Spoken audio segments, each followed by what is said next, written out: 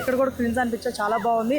అంటే అర్థం అయితే మాత్రం వేరే లెవెల్ నవ్వుకుంటారండి ప్రతి ఒక్కరు, అర్థం అవ్వాలి. సో సినిమా మీద కాన్సన్ట్రేషన్ చేయండి, ఫోన్ చూసుకుంటే అలా చూస్తూ సినిమా చూడొద్దు ఈ సినిమాని మాత్రం. అంటే దీంట్లో ఓన్లీ కామెడీ ఉందంటే అస్సలు కాదు, దీంట్లో మనకి ఎమోషనల్స్ కూడా చాలా ఉన్నాయి. అది కామెడీ వేలు చూపించేశారు కాబట్టి ప్రతి ఒక్కరికి ఎక్కకపోవచ్చామో, కానీ అంటే సినిమా గురించి ఒక సినిమా వాళ్ళు ఎంత కష్టపడతారు, ఆ సినిమాని బయట తీసుకురావాలంటే ఎంత కష్టం ఉంటుంది.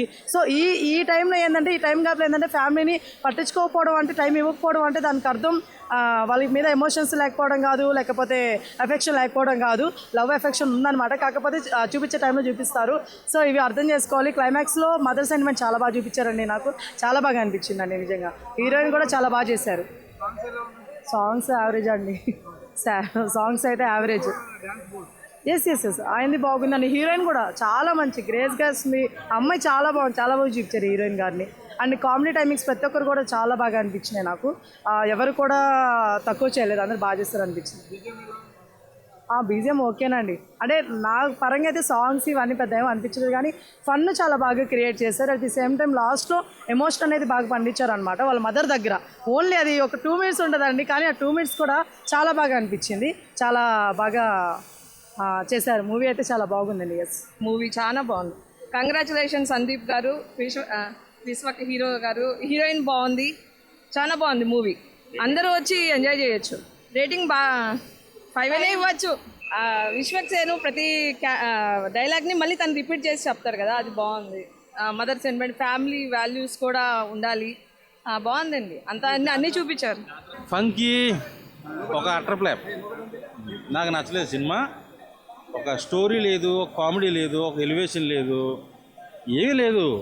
నవ్వుకోవాలని చెప్పేసి అన్నారు కానీ కిటకితలు పెట్టుకుంటూ వచ్చింది నాకు ఆ నవ్వు.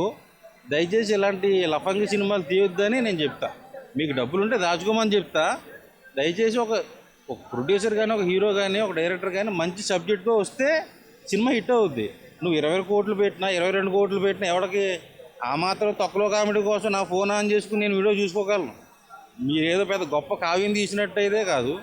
సో విశ్వక్ సేన్కి, నాగవంశీ గారికి ఇది ఒక డిజాస్టర్ పడింది. దీన్ని మర్చిపోయి వేరే సినిమా మీద మళ్ళీ కాన్సన్ట్రేట్ చేసుకుంటూ ఇటు కొట్టొచ్చేమో. కొత్తగా కాదు, పరమ చెత్తగా ఉంది. ఇందులో ఒకటే మాట, సింగిల్ డైలాగు, ఫంకీ సినిమా ఒక అట్టర్ ఫ్లాప్కి అమ్మ మొగుడు అంతే. నాకైతే నచ్చలేదు. హీరోయిన్ బాగుంది, హీరోయిన్ కోసం వెళ్ళొచ్చు. సో సినిమా అయితే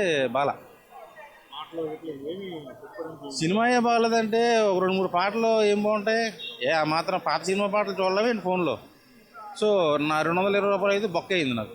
నిజంగా చెప్తున్నాను, డబ్ల్యూడబ్ల్యూఎఫ్లో ఉంటాడు కేను, డబ్ల్యూడబ్ల్యూఎఫ్లో ఉంటాడు కేను, హిట్ కొట్టాడు విశ్వక్ సేను.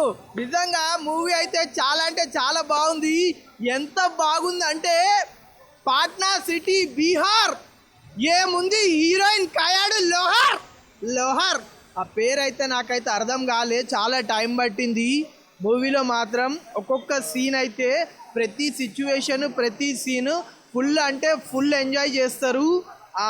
అనుదీప్ గారి హ్యూమర్ అయితే నిజంగా చాలా క్లియర్గా కనిపించింది. అనుదీప్ గారు నిజంగా డైరెక్టర్గానే కాదు, ఒక ఆర్టిస్ట్గా కూడా చాలా అంటే చాలా బాగా చేసిరు. ఇంకోటి సినిమా గురించి చెప్పాలంటే గలీజ్ అనిపిస్తుంది. ఎందుకంటే ఇలా ఊకనే హీరో ప్రతి సీన్కి గలీజ్ అనిపిస్తుంది.